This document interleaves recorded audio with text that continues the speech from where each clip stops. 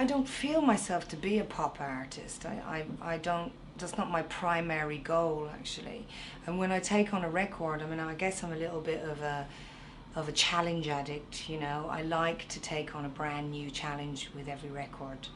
It's because of the way that I started. I started not as a singer, not as a songwriter, with no experience whatsoever. I accidentally got into the business. I met a guy. We started making stupid records together simultaneously to when we started a relationship. So, I mean, Moloko was my first thing, and that was a band, but it was really more of a relationship than a career decision, if you know what I mean.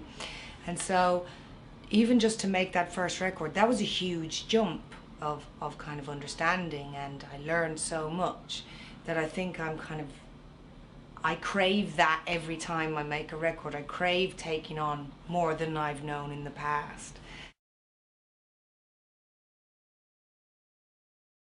With Overpowered, it was time for me to make a record in a completely different way. I wanted to make it with lots and lots of different producers, lots of writers, lots of arrangers, mixers, and have all options open to me when I was making the record. In the past, I've only ever made records with one other person, really from start to finish. With Moloko, it was me and Mark Bryden. With my first solo record, it was Ruby Blue. So it was time to make this record in this way for me. It was a new challenge, you know. And my focus was not so much pop music, and you certainly do need to have a focus when you work that way, because otherwise things are going to go all over the place. My focus was disco, house music, the music that I've danced to all my life. It wasn't pop music as such. I know that those genres, they influence pop music very, very heavily, and have done all my life, you know. So it borders on pop. But I think primarily I needed to have it be a functional disco, an emotional record.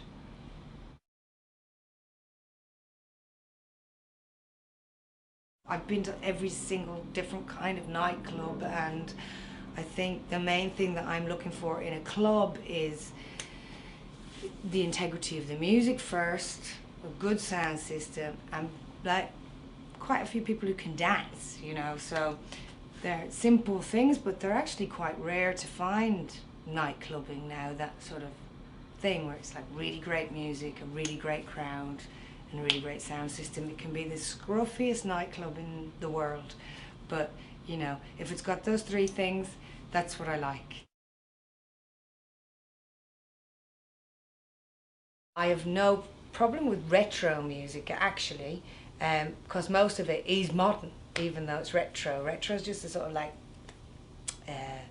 a word for music that is interested in the past, and it's inevitably always very modern music.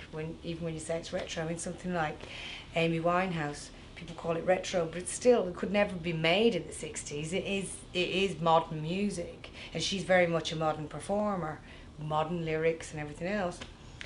But I would say that I am a modernist because I'm an optimist. So I believe in the future of humanity. So really, I know it sounds stupid, but I do. And